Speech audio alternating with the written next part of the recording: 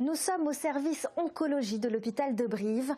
Derrière cette porte, un patient discute avec une bénévole de l'association pour l'accompagnement et le développement des soins palliatifs en Corrèze. Ils ont accepté de nous rencontrer. Je n'ai pas du tout peur de la mort.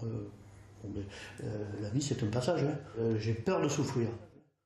Annie Nélor et Gérard Pestey discutent ensemble pour la première fois.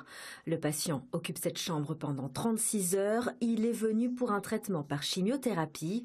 La bénévole a pris la direction de l'hôpital après le travail. Mon rôle, c'est juste de rentrer, de donner ma présence et de pouvoir écouter. C'est en toute confidentialité. Rien ne sera dit à l'extérieur.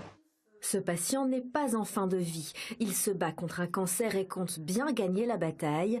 S'il se sent soutenu par ses proches, Gérard n'en apprécie pas moins la visite d'Annie. On a passé 1 heure, sans s'en apercevoir. On aurait peut-être pu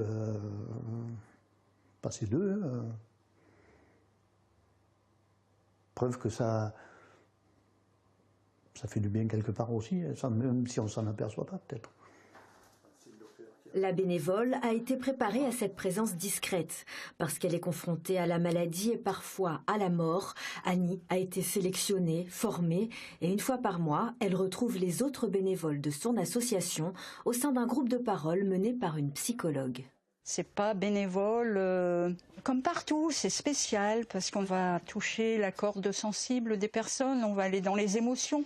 On a tous eu des deuils, c'est pas en faisant les accompagnements qu'on répare. Après, il ne faut pas se projeter parce que c'est la vie des personnes qu'on accompagne, ce n'est pas notre vie. L'accès aux soins palliatifs et à l'accompagnement est un droit pour tout citoyen, un droit fixé par la loi du 9 juin 1999.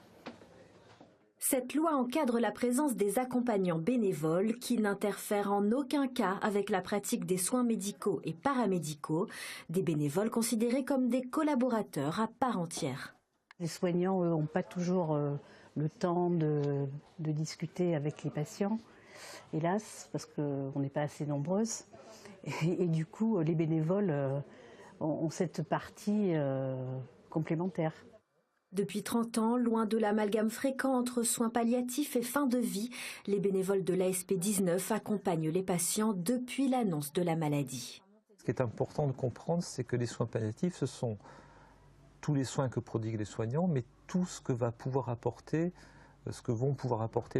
toutes les autres personnes pour que le malade vive au mieux sa maladie. Les bénévoles accompagnent les malades à l'hôpital, comme nous venons de le voir, mais aussi en clinique, en EHPAD et même au domicile des malades. Voilà, c'est la fin de cette édition. Merci de nous avoir suivis. Belle soirée sur France 3.